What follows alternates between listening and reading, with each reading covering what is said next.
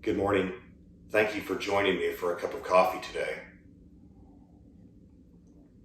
Throughout this Advent season, our St. Luke's family of faith has been lighting our candles, and this week we light the candle of joy. When we think of joy, we often refer to the birth of Christ, the angels rejoicing, and our singing of joy to the world. But this week, as I was reflecting on joy, I couldn't help but think of a passage from the book of John.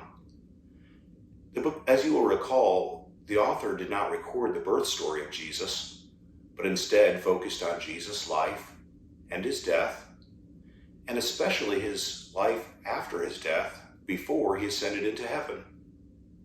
And the focus was on his teaching to the disciples.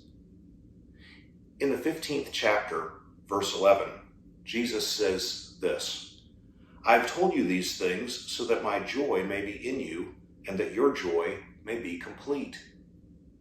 And then in chapter 16, he says to them, "Now is your time of grief, but I will see you again, and you will rejoice, and no one will take away your joy."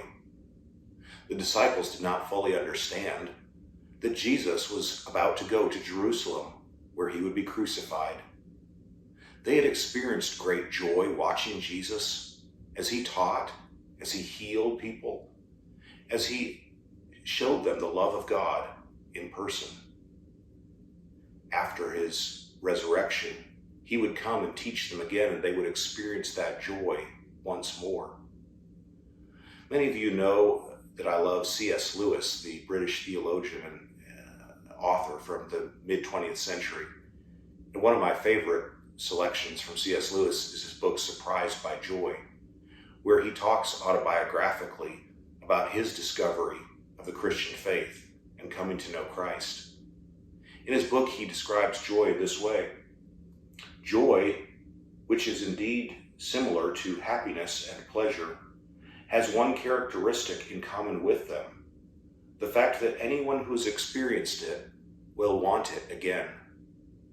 The disciples knew the joy of being with Jesus, and when he was gone, they wanted that experience again. When he came back, he taught them so many things. In fact, the book of John says that there are many other things that were not recorded in the book. You know, the same is true for us in our lives, that the joy of knowing Jesus helps to bring great happiness and pleasure, and can be made complete when we give ourselves to studying, learning, and knowing more about God.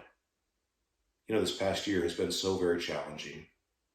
And much like the disciples, we've gone through a time of grief. The grief of loss from so many who have passed away. The grief of disappointment over many things that we couldn't do.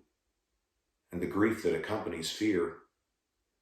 But a time is coming when our joy will once again return.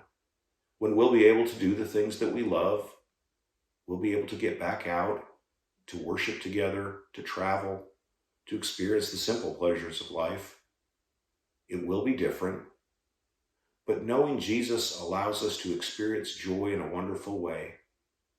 And I pray that during this season, you'll take the time to get to know God in a very meaningful way as you read the scriptures, as you pray, as you reflect, as you spend time with those around you, as you give thanks to God for the gift of his joy.